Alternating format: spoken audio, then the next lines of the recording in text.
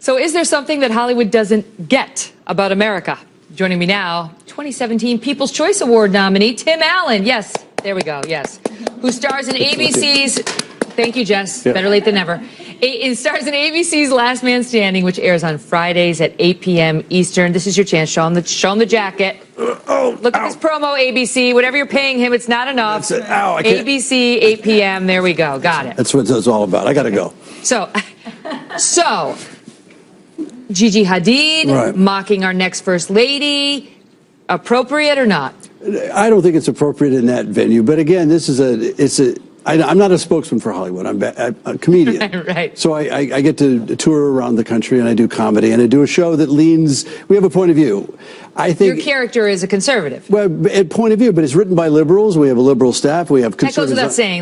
That's redundant. But we have a sense of humor about ourselves, and there's a point of view, and there's a place to do it. What I find odd in Hollywood is that they didn't like Trump because he was a bully.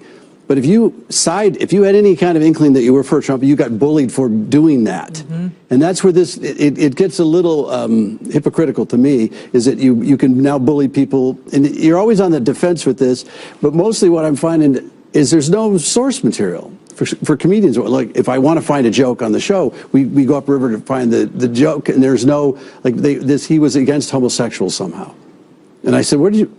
Donald Trump? Yeah, whoever said that. And didn't he wave the flag at the convention? Yeah, the LGBT flag. Mm-hmm. And I said that was an unusual... They've got a beef with Mike Pence on that, but Donald Trump, no. But a close association to him, I don't see it. And so I said, well, I can't make a joke about it. I feel like we're playing that game I played when I was a kid at Telephone. Did you ever play that in high school? Yeah, of course. Where you say something at the beginning. And that's what's happening. It's only funny to me because I'm a comedian. I can do this. But it's very difficult in Hollywood to find any source material that would...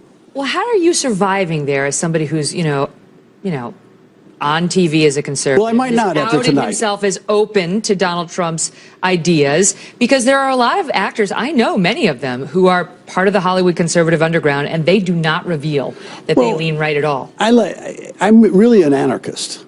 That's how I look at it. As comedians, I don't like anybody telling me what to do, period. I know, but people still object to that. If they find out you support Trump at all, it's like you smell bad, especially in Hollywood. Believe me, I've had these. They're not even discussions. You get bullied into a position. I don't want to defend the guy. He said stupid stuff. To me, sometimes he acts like a new talent comedian. If you've ever been to a new talent show at a comedy, there's guys that have great material that have very, very bad comedy timing. And he's got terrible timing. What do you mean? Well, he says stuff that could be. George Lopez, and I hate to doubt George, he said a joke about, he was against the wall. Years ago on stage, it was real funny about, we build a wall, and forgive me, George, but the Mexicans will have to build it. And that was the joke. Donald says it, or expectant president? President-elect Trump. President-elect, expectant president. I guess that would be kind of weird, wouldn't it? If he actually was expectant. Well, who knows? But sometimes he doesn't say things. I give him the benefit of the doubt. A lot of comedians, we watch it, go, God, if you just gapped that a little bit, it might have been funny. And he may, in fact, be a guy that wants to be funnier than he is.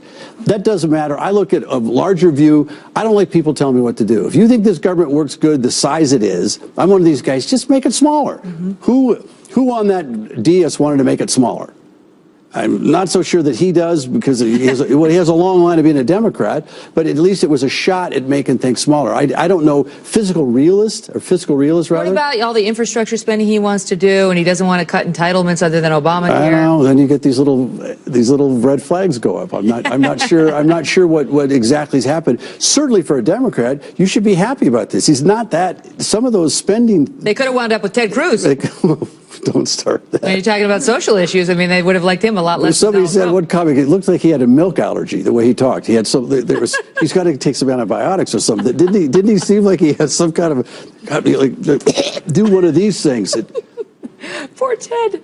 All right, I got to leave it at that. Tim Allen, and the show is actually very popular. Last Man Standing, up for People's Choice Awards.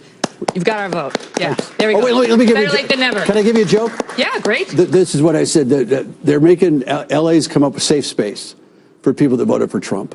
They're in that area. They want a safe space. They're calling it Texas. Thank you. I like it. Somebody got it. Tim Allen.